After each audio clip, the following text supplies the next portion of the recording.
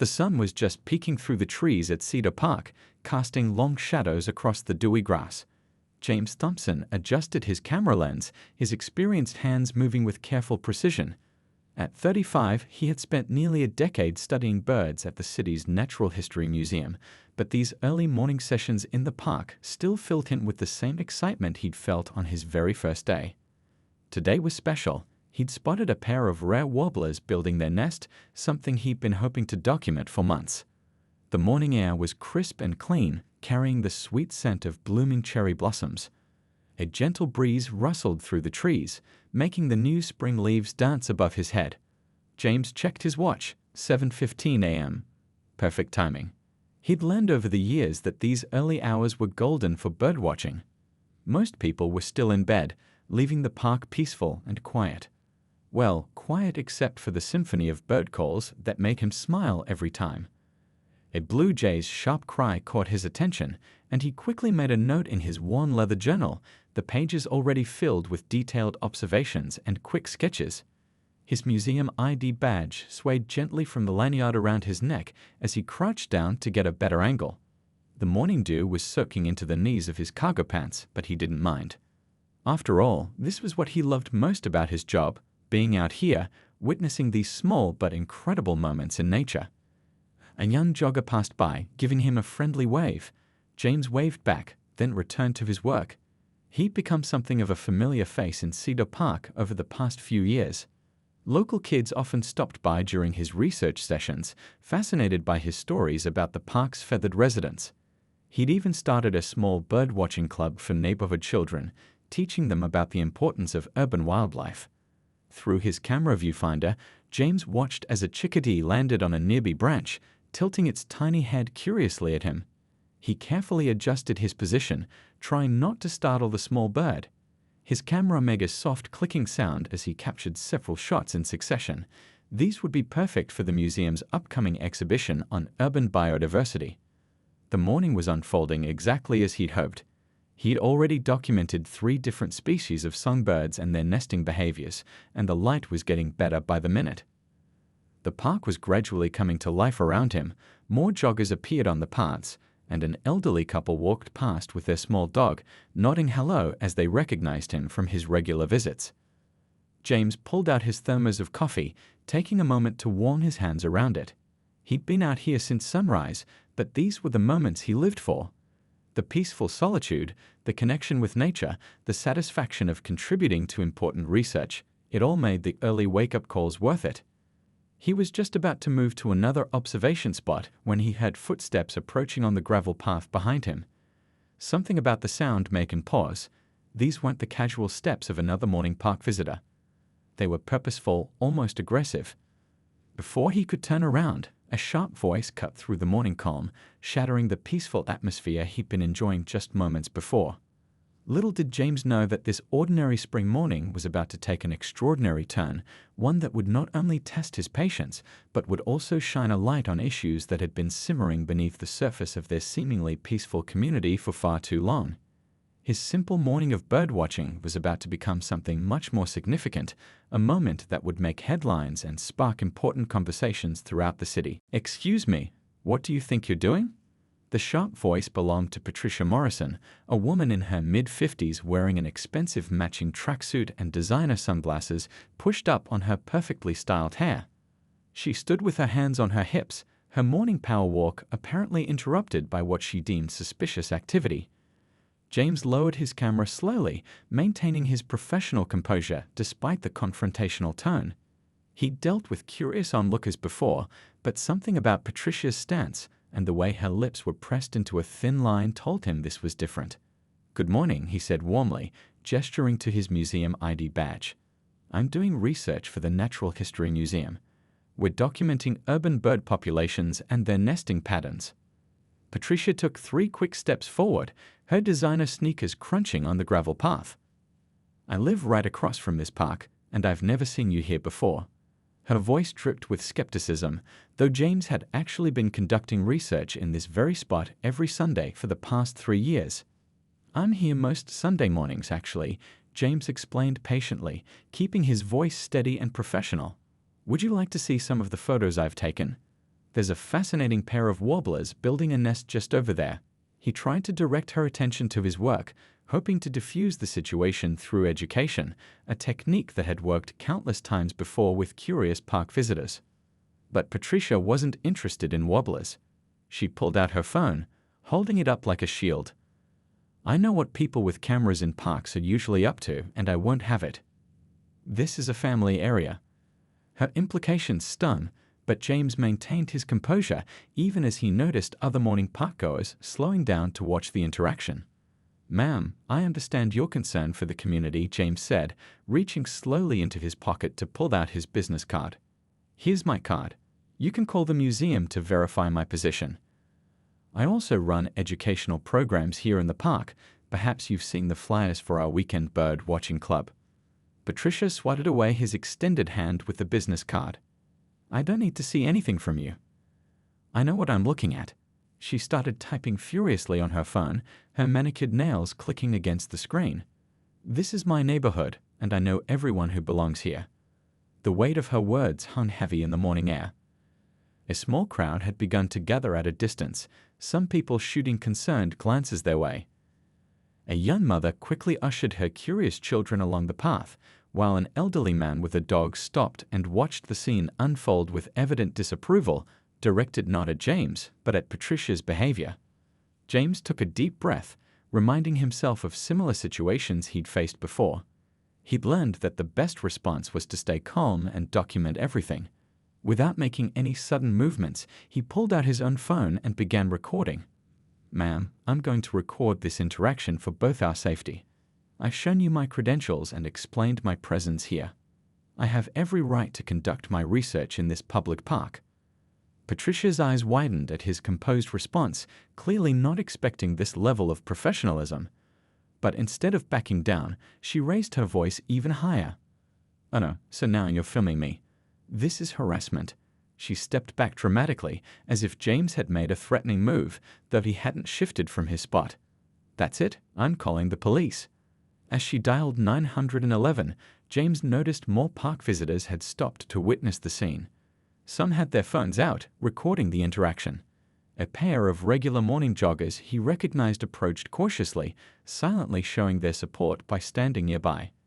One of them, a retired teacher who often attended his bird-watching sessions, gave him a reassuring nod. Patricia's voice rose to a theatrical pitch as she spoke into her phone.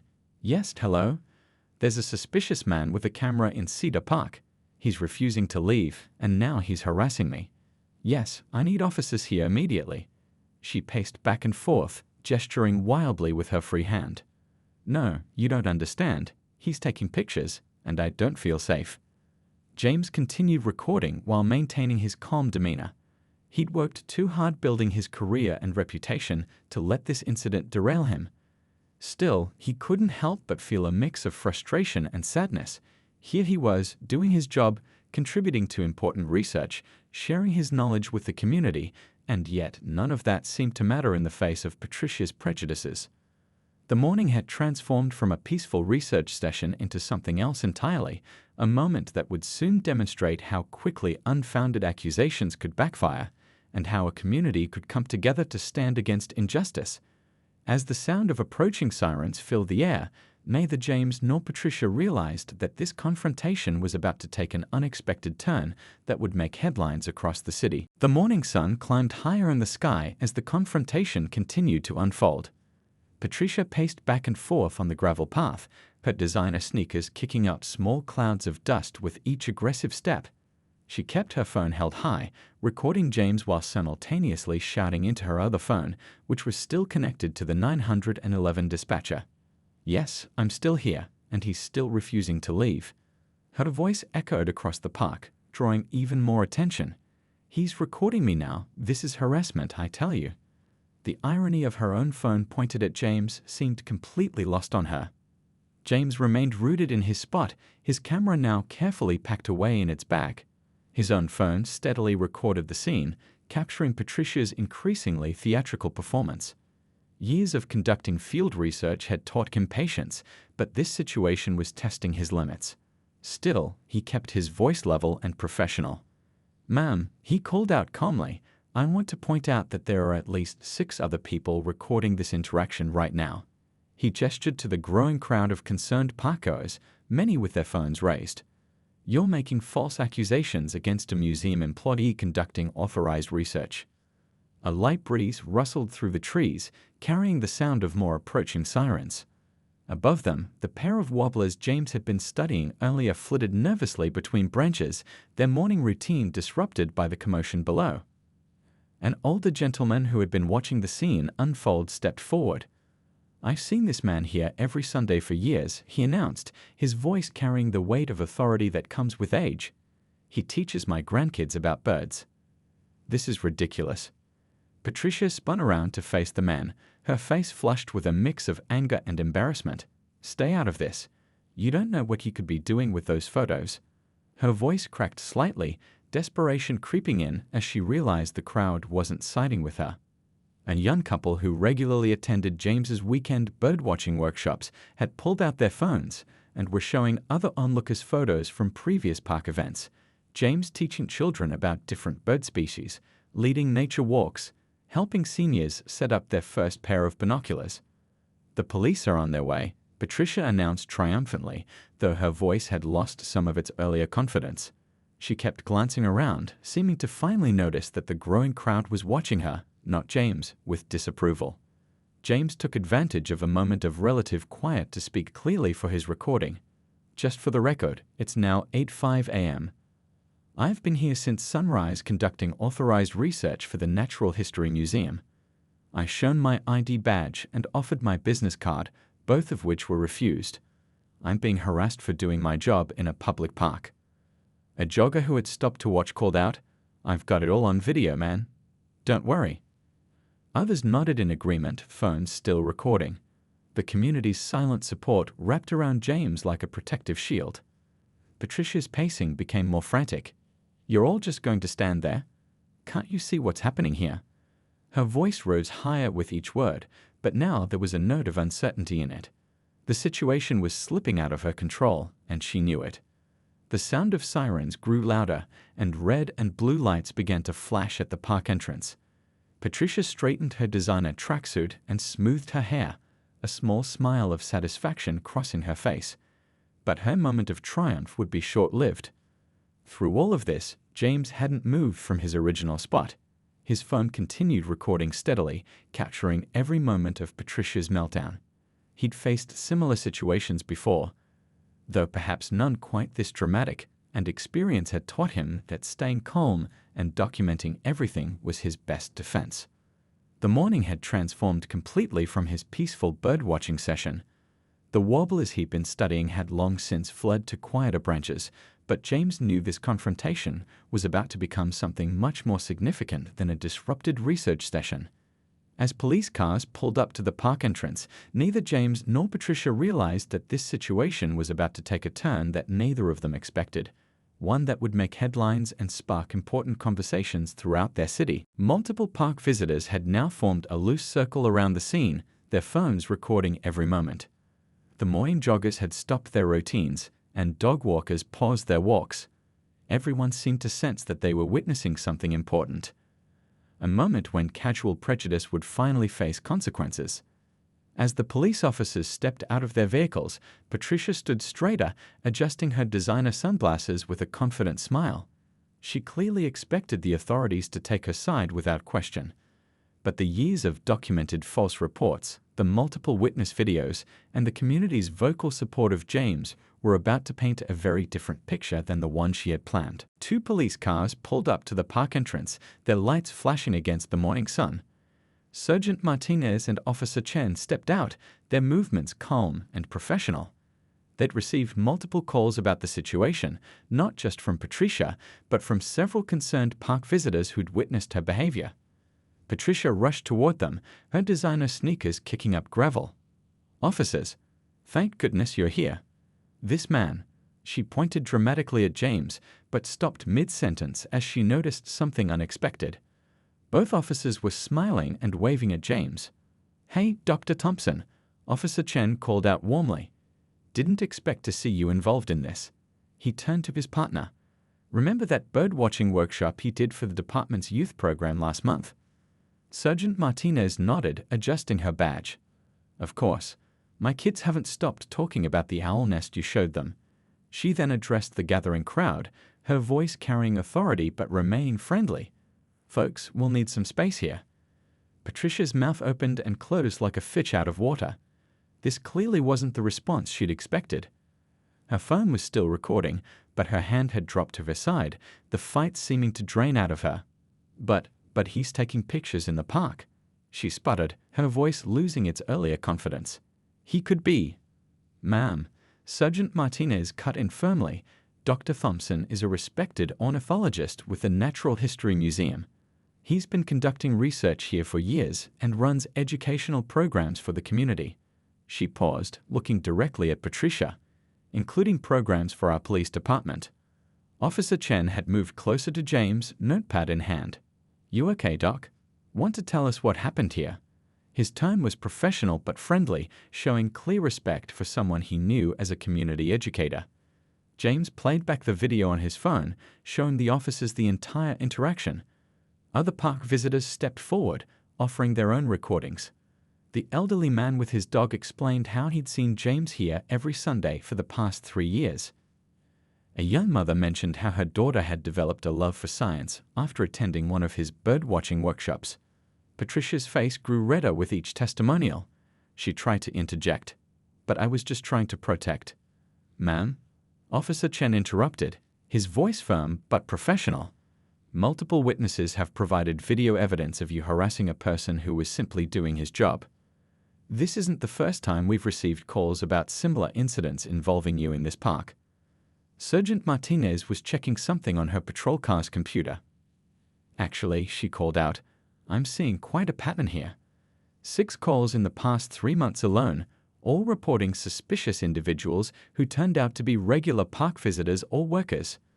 The morning sun had risen higher now, casting shorter shadows across the park. The crowd of onlookers had grown quieter, watching as justice unfolded before them. Even the birds seemed to have returned, their chirping a gentle backdrop to the scene. I was just trying to keep the park safe, Patricia protested weakly, but her voice had lost all its earlier authority. She looked around, perhaps hoping to find support from the gathered crowd, but found only disapproving faces. Safety is our job, ma'am, Sergeant Martinez said firmly. And right now, you're the one disturbing the peace and misusing emergency services. She exchanged a look with Officer Chen, who nodded and took out his citation book. Patricia's designer sunglasses slipped down her nose as she realized the situation had completely flipped. You can't be serious, she whispered, watching Officer Chen write in his notebook. Ma'am, we take false reports very seriously, Officer Chen explained. They waste police resources and can put innocent people in danger. Based on the evidence we've gathered here and your history of similar calls, the morning breeze carried the sound of more birds returning to their normal routines, as if nature itself was returning to order. James stood quietly, his camera bag still slung over his shoulder, watching as the officers explained to Patricia the consequences of her actions. Several park regulars approached James, offering words of support and sharing their own stories of his positive impact on the community. A young boy tugged at his mother's sleeve, asking if they could still attend next weekend's bird-watching workshop. The scene had transformed from one of confrontation to one of community solidarity. As Patricia received her citation, her shoulders slumped in defeat, the reality of her actions finally seeming to sink in. The officer's presence had brought more than just law enforcement. They'd brought validation to the truth that being different doesn't mean being dangerous. Little did anyone know, this incident would spark important changes in their community, leading to new programs and policies that would help prevent similar situations in the future. But for now, in the warm morning sun, justice was being served in Cedar Park, one citation at a time. Back at the police station, Officer Chen sat at his desk, scrolling through the department's database. The morning light filtered through the blinds, casting stripes across his computer screen as he reviewed Patricia Morrison's history of complaints. With each click, a clearer pattern emerged. Chief, you need to see this, he called to his supervisor, who walked over from the coffee machine.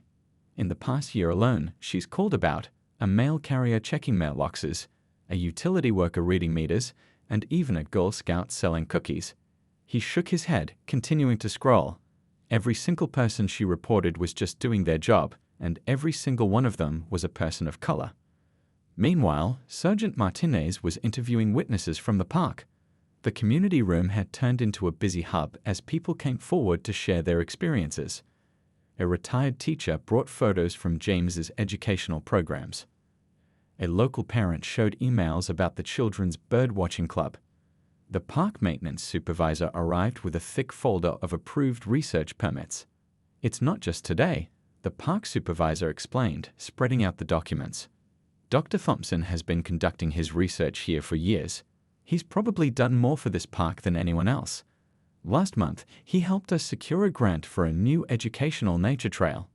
In another room, James sat quietly, reviewing the morning's footage with a detective. His calm demeanor during the incident had impressed everyone at the station. "I've faced similar situations before," he explained, his voice steady. "That's why I always keep my ID visible and document everything. But this time felt different. The community stood up for me."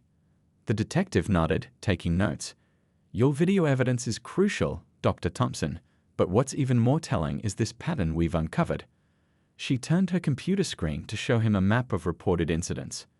"Ms. Morrison has been doing this systematically, targeting people who are just trying to do their jobs." Outside the station, news had already started spreading through the community. Patricia's previous victims began coming forward, each with their own stories. The local coffee shop owner described how she'd called the police on his nephew, who was helping unload morning deliveries.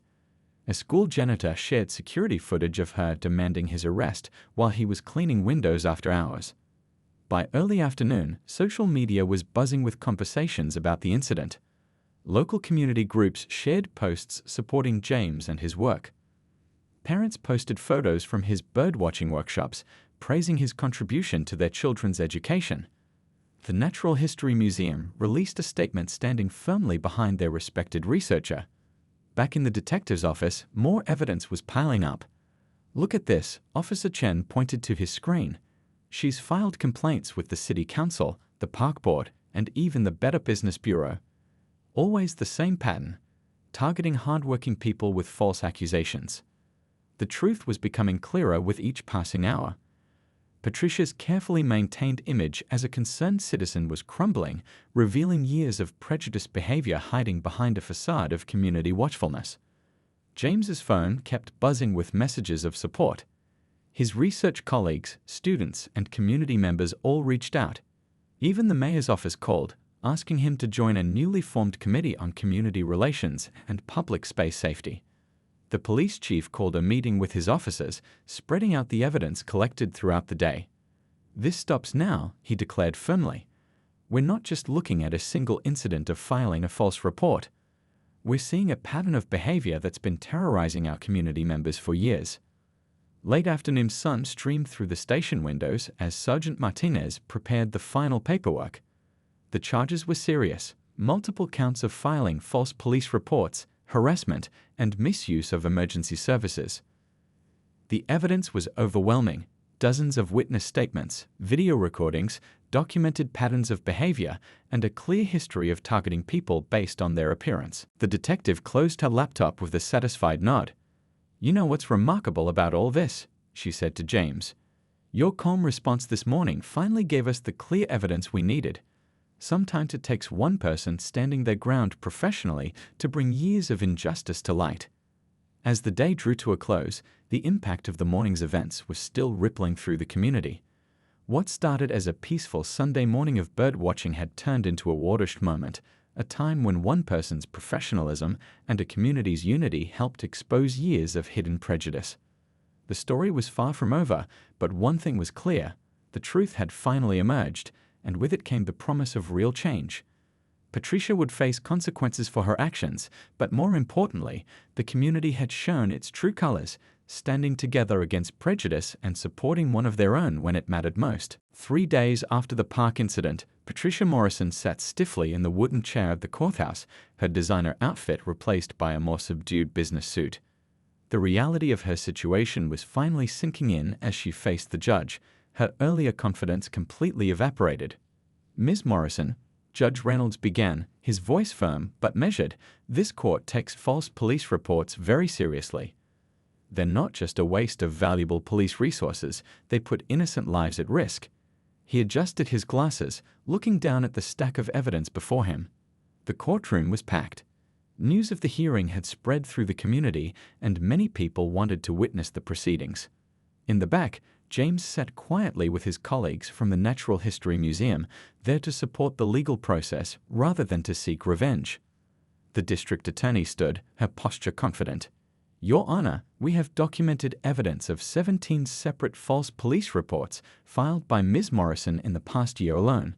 She held up a thick folder. Each incident follows the same pattern, targeting innocent people, particularly people of color who were simply doing their jobs. Patricia's lawyer shifted uncomfortably in his seat. The evidence was overwhelming. Security footage, witness statements, police records, and social media posts painted a clear picture of years of discriminatory behavior hidden behind a facade of civic concern. Furthermore, the DA continued, "We have statements from multiple victims." She began reading from her notes. A postal worker forced to defend himself while delivering mail. A utility worker questioned by police while reading meters. A student volunteer harassed while cleaning up the park. Each incident caused real harm to real people. The judge listened intently, occasionally making notes. The morning sun through the courthouse windows cast long shadows across the room, adding to the gravity of the moment. Patricia's lawyer attempted to paint her actions as those of an overly zealous community watchdog. "Your Honor, my client was merely trying to ensure neighborhood safety." But his words fell flat against the mountain of evidence showing clear patterns of prejudiced behavior. A community impact statement was read next. The president of the local neighborhood association spoke about how Patricia's actions had created an atmosphere of fear and distrust. "Our community should be a place where everyone feels safe to do their job, enjoy our parks, and live their lives without fear of being harassed or having the police called on them for simply existing." The judge held up James's case file from the recent park incident. "This case is particularly telling," he noted. Dr. Thompson, a respected researcher and community educator, was subjected to harassment while conducting valuable scientific work. The responding officer's body cameras showed Ms. Morrison's complete disregard for his credentials and the obvious legitimacy of his presence. Patricia seemed to shrink in her chair as the judge continued. Her carefully maintained image of a concerned citizen had been completely dismantled, leaving only the truth of her actions exposed in the harsh light of justice. "Ms. Morrison," the judge's voice grew stern, "your actions demonstrate a disturbing pattern of using law enforcement as a weapon to harass innocent people. This is not only illegal, it's morally reprehensible." He paused, letting his words sink in. The sentence, when it came, was comprehensive.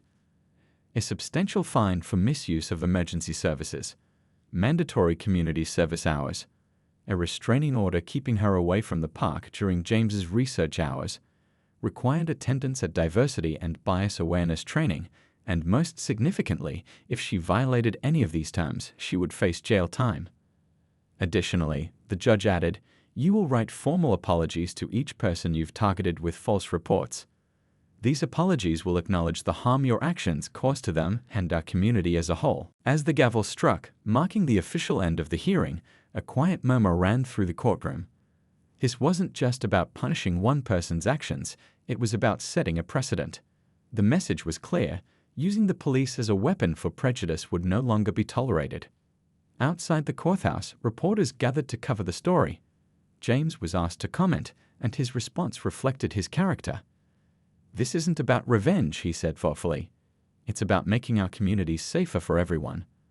I hope this case helps prevent similar incidents and encourages people to think twice before making assumptions about others." The afternoon sun painted long shadows across the courthouse steps as people filed out. Many stopped to shake James's hand or share words of support. The day's events had sent a powerful message: justice could prevail when communities stood together against prejudice. For Patricia, the consequences of her actions would continue long after the court proceedings. Her reputation in the community was forever changed, and the path to redemption would be long and difficult. But perhaps most importantly, her case would serve as a reminder that actions born of prejudice and bias would face real consequences. 1 month after the courthouse hearing, Cedar Park was buzzing with activity. The morning sun sparkled on new educational signs that had been installed along the walking paths, each one featuring information about local wildlife and the importance of community science. Children gathered around a newly constructed bird-watching station, their excited whispers carrying across the dewy grass. James stood before a crowd of about 50 people, adjusting the microphone at the park's new outdoor classroom space. "Welcome to our first Community Nature Watch program," he began, smiling at the diverse group of faces before him. The program was part of the city's new initiative to make public spaces more welcoming and educational for everyone. The incident with Patricia had sparked unexpected positive changes throughout the community. The city council had taken immediate action, implementing new programs and policies to prevent similar situations. They'd even appointed James to lead a committee on inclusive public spaces, recognizing that the best response to prejudice was education and community building. Today, James continued, "We're not just learning about birds. We're learning about how science brings people together." He gestured to the various activity stations set up around the park, where volunteers from different community organizations were ready to share their knowledge. Among the crowd sat Officer Chen and Sergeant Martinez, now off-duty but eager to participate. The police department had expanded its community engagement programs, with officers regularly attending educational events to build better relationships with residents. Their presence today wasn't about law enforcement, they were there to learn about birds just like everyone else. The local newspaper had set up a small booth near the park entrance, where they were collecting stories for a special series called Our Community, Our Stories. The series highlighted the contributions of various community members who made the neighborhood a better place through their work, volunteerism, or everyday actions. A young girl raised her hand during James's presentation. "Dr. Thompson, how do you stay so calm when people are mean to you?" The crowd grew quiet, remembering the incident that had led to all these changes. James thought carefully before answering. "You know, sometimes the best response to unkindness is to keep doing what you know is right. When we stay professional and let our work speak for itself, we show others that their prejudices are wrong." The Natural History Museum had expanded its community outreach programs, inspired by the overwhelming support James had received. They'd created traveling exhibits that visited schools and community centers, making science accessible to everyone. Today, some of James's colleagues were helping kids use real research equipment to study local plant life. Patricia's story had also brought about change, though in a different way. As part of her community service, she was required to work with various local organizations. Though she wasn't present at today's event, people had seen her helping at the community center, slowly learning to see beyond her prejudices through direct interaction with those she'd once viewed with suspicion. The morning's activities continued with birdwatching walks, nature photography lessons, and citizen science projects. Parents watched proudly as their children learned to use binoculars and field guides. Seniors shared stories about how the park had changed over the decades, while newcomers to the neighborhood found themselves welcomed into the community. "This is what public spaces should be about," the park supervisor commented to a group of visitors. "Places where everyone can learn, share, and feel welcome." He pointed to the new signs that had been installed, each one featuring photographs from community members, including some of James's bird pictures. As the event continued, more people arrived. The owner of the local coffee shop had set up a refreshment station, offering free drinks to participants. The school janitor, who had been one of Patricia's previous targets, was there with his family, now feeling confident enough to enjoy the park without fear of harassment. Near the end of the morning's activities, James led everyone in a citizen science project, collecting data about local bird populations. "When we work together," he explained, "we make better observations and learn more about our world. Science is about collaboration, just like community is about coming together." The success of the day's event led to plans for more regular community gatherings. The park board approved funding for monthly educational programs, and other parks in the city began implementing similar initiatives. As the sun climbed higher in the sky, people lingered to chat and plan future activities. The incident that could have divided the community had instead brought people closer together, creating something positive from a negative situation. James packed up his equipment at the end of the event, watching his families continue to explore the new educational stations. A pair of wobblers, perhaps the same ones he'd been studying on that fateful morning, flew overhead, their songs mixing with the happy chatter of the crowd below. The story of Cedar Park had become more than just an incident of prejudice and its consequences. It had transformed into a lesson about community resilience, the power of education, and the importance of standing together against bias. As people left the park that day, they carried with them not just new knowledge about nature, but a stronger sense of belonging to a community that looked out for all its members.